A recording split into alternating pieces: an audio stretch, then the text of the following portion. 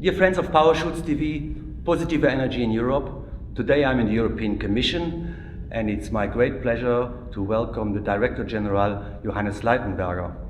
Welcome. Hello, welcome in DG Competition. Thank you very much. DG Competition, please explain us first what is DG Competition? We have a single market in Europe, a market for 500 million people, 28 member states. That's a big market and somebody has to make sure that competition in this market obeys to rules and is done in a level playing field so that the businesses compete on the merits and that the consumers get the best possible price, choice, innovation. And that is what competition law does, what competition rules ensure. And here in the Director General for Competition, my colleagues and I, under Commissioner Vestager, who is the commissioner responsible for this area, we are looking in so-called 3 instruments at this. Antitrust, that's anti-competitive practices by businesses. Merger control, to make sure that when undertakings merge, that this does not reduce competition to the detriment of the consumer. And so-called state aid, there we look whether member states give an unfair advantage to one business over the other to the detriment of all.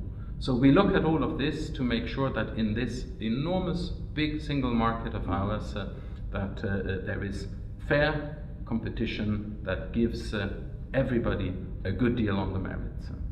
Fair competition is a big word, so I would like to understand, we have big companies, we have the small or medium-sized companies. The European Commission gives rules for everybody the same, but how can you help now these smaller companies to have really a real competition against these big ones, because it's also a question about money, I would say. Well, it's in fact all about the rules. I think what makes the difference between a situation where simply because you are big you get your advantage, and our situation is that here everybody has to work, act, play by the same rules, big or small. And I think that gives really then also the small, the medium-sized company, the disruptor, the innovator, a chance to come into the market. In that sense, you can like a little bit our role to the referee in sports.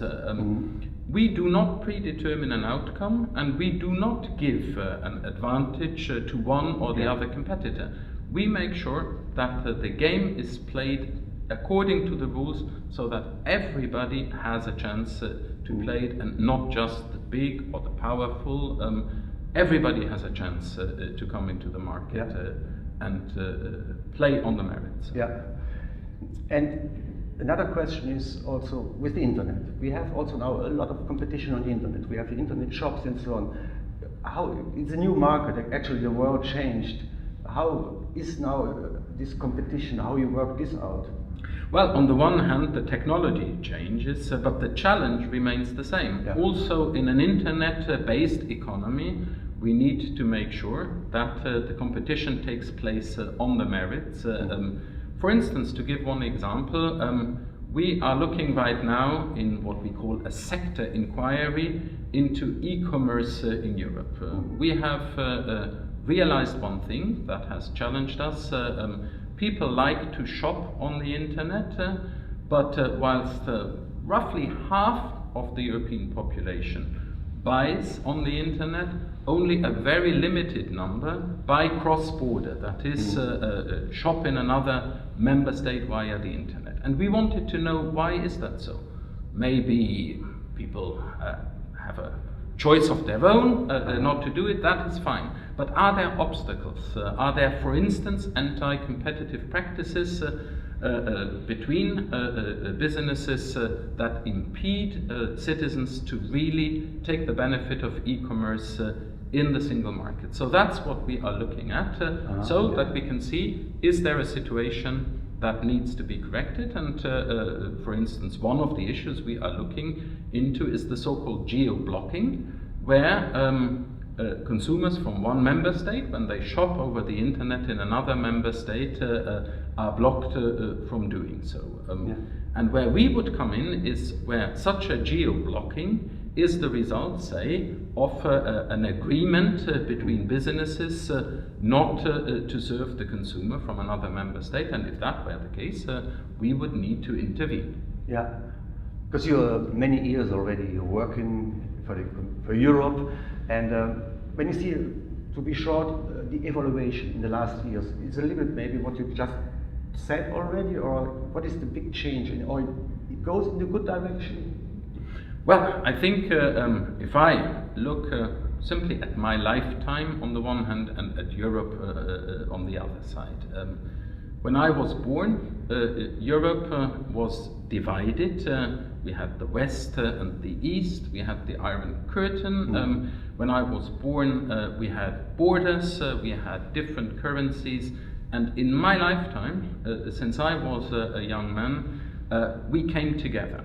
We came together today. When I started to work, even here in Brussels, and commuted back to Germany when my family was still living in Germany, every weekend I had to change the Belgian francs into German marks and back. That's gone.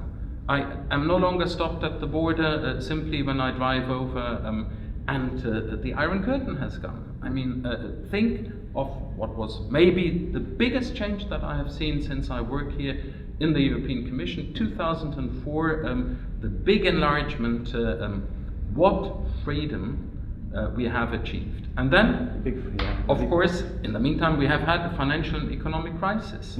That was very hard, is very hard on many people.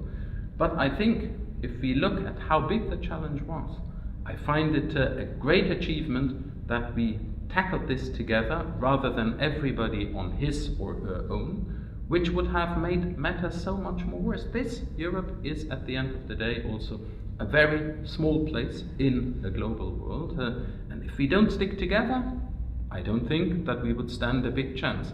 So it's full of challenges, but I think we have seen indeed a move to a capacity to tackle big challenges together. It's not over. Last question, not to the Director General, but to Johannes. I always like to have a private touch. You talked, last word was challenges. What is your challenge, or what would you like to achieve, I mean, as a private person or even as a Director General for the future? Well, I just talked about the financial and economic crisis. And of course, one has to be realistic. A lot of people have lost trust and confidence in what they would call the system.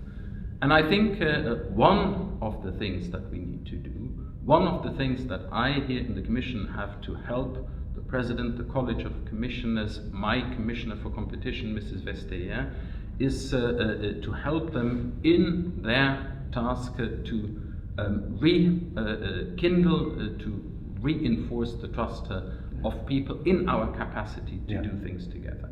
And here I can say, I think we do very concrete things.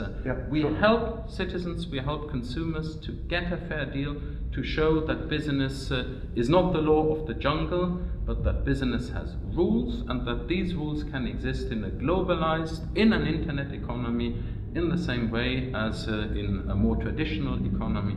I think that's a super challenge and a super job, and I'm very grateful that I can contribute to that. No, really, but I say thank you very much for this interview. It was really my pleasure. Thank you for coming here. People outside, you see, the world is not so bad as everybody says. There are many, many positive messages still around. I wish you all the best. Stay positive. Thank you for listening. Bye-bye.